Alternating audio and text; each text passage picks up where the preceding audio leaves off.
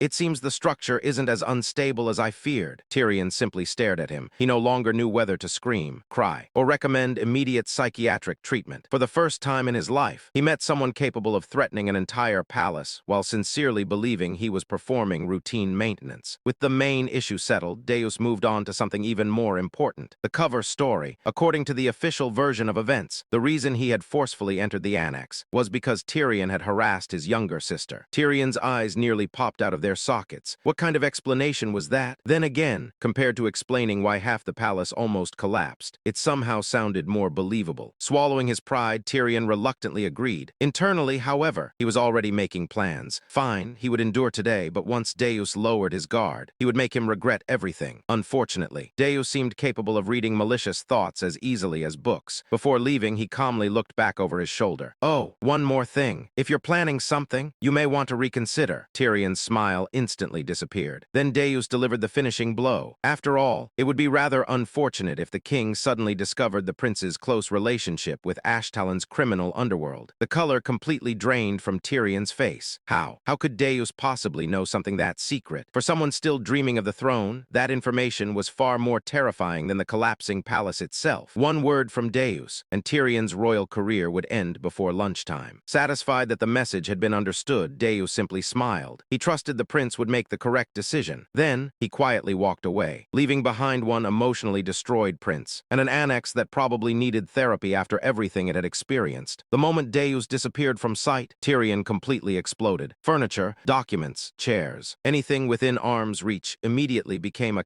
casualty of royal anger management. By the following morning, however, the palace had already produced an entirely different version of events. According to the maid's latest gossip, the kingdom's troublesome second prince had shamelessly harassed Deus Macallion's younger sister. The noble second blade had rushed over only to protect his family, and despite his incredible patience, the prince had still caused trouble. By sunset, almost everyone believed that story. Soon afterward, the story returned to Lania. Rhine personally presented Alan with the artifact he had requested. When she refused payment, insisting it should simply be accepted as a gift, Alan gently shook his head. This wasn't something meant for himself. It was intended as a present for someone important. Because of that, he insisted on paying the full price. Unable to argue further, Rhine accepted. She thanked him. Alan smiled, pleased that she genuinely seemed happy with the fountain pen. Deep down, he couldn't help regretting that he hadn't thought of bringing her gifts much earlier. She was always helping everyone else while never asking for anything herself. Then, without warning, Alan suddenly remembered the unforgettable sight of Rhine calmly stabbing a fountain pen straight into someone's stomach without changing her expression. His smile became noticeably more awkward. Right, kind, very kind, extremely kind, just preferably while nobody made her angry. As Alan prepared to leave, Rhine quietly reminded him that if he ever needed anything, he only had to ask. Alan thanked her sincerely before climbing back into his carriage. As it slowly disappeared into the distance, he glanced back one final time. For some reason, Rhine looked far more expressive than usual. Maybe he was imagining it. Meanwhile, Rhine remained standing exactly where she was, quietly watching the carriage disappear beyond the horizon. A faint smile slowly appeared on her face, and deep inside, she felt that perhaps, the next time they met, she would finally be ready. 5 days had passed since Alan left Lartania. Only one more day remained before reaching the great port city of Raxus, and for the first time in days, something other than endless trees appeared outside the carriage window. The forest slowly opened up, and beyond it stretched an endless blue ocean. Alan quietly stared at the sea in silence. It had been a long time since he had seen scenery like this. Even Evan found himself unconsciously murmuring in amazement as the coastline finally came into view. For a brief moment, the journey was peaceful. Naturally, the world immediately decided that was unacceptable. Stop! A loud shout echoed through the road as someone suddenly jumped directly in front of the moving carriage. Evan hurriedly pulled the reins while Alan looked outside, expecting another assassination attempt. Instead, he found a teenager wearing a pointed wizard hat and an expression overflowing with confidence. Correction, overflowing with confidence for absolutely no reason. Without introducing himself, without greeting anyone, without even asking politely, the blue-haired boy pointed directly at Evan. "You, give me some food." Evan blinked. Surely